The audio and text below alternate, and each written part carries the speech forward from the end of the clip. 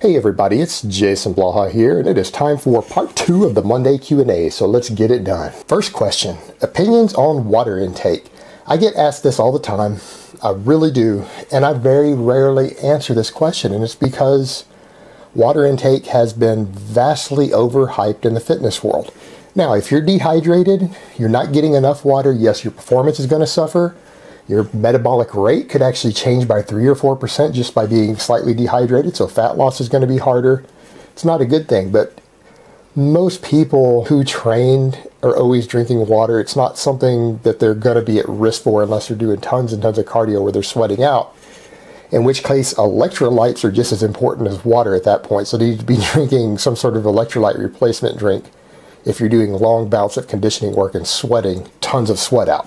So people who aren't doing that don't need to be overly concerned with it. If you get thirsty, drink a big glass of water. You get thirsty again later, drink another big glass of water. But if you're not thirsty, there's no need for you to force water down that you don't need.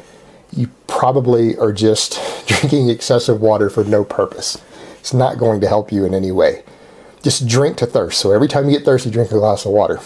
Sip a little water throughout the day. It's not really that critical that you get a gallon of water a day or anything like that. It's not going to matter ultimately. All right, next question.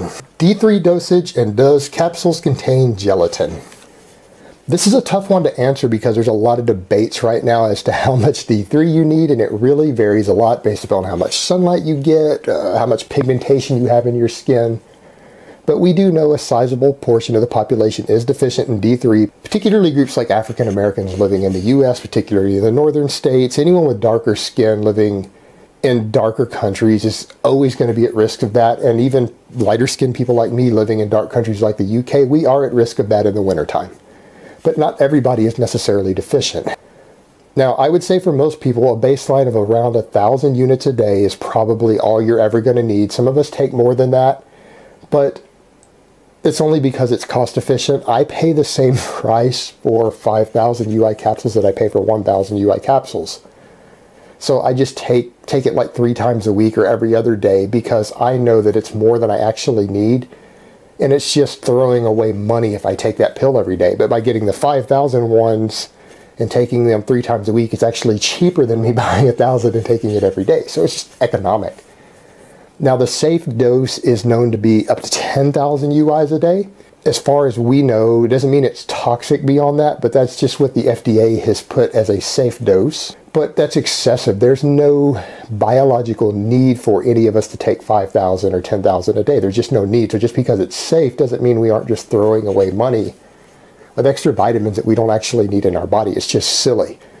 And when people say all this stuff, why do something for insurance policy? Well, doing something for an insurance policy that has a 0% chance of benefiting you and throwing away money is fucking stupid. It's not insurance, it's just being dumb. It's being wasteful. An insurance policy is something that has at least some small chance of benefiting you in some way. So there's a difference. As far as the gelatin, it really varies. And that's something I have to sort out. I just found out when I was looking the other day that the ones that my wife and I buy do have gelatin. So once we've used those up here in a few months, I will probably start looking for a non-gelatin one to replace that. Because I don't want the gelatin in there due to my own ethical beliefs. Nothing to do with health, so no one worry about gelatin. It's not going to hurt you in any way of which I am aware. It's a non-fitness issue here.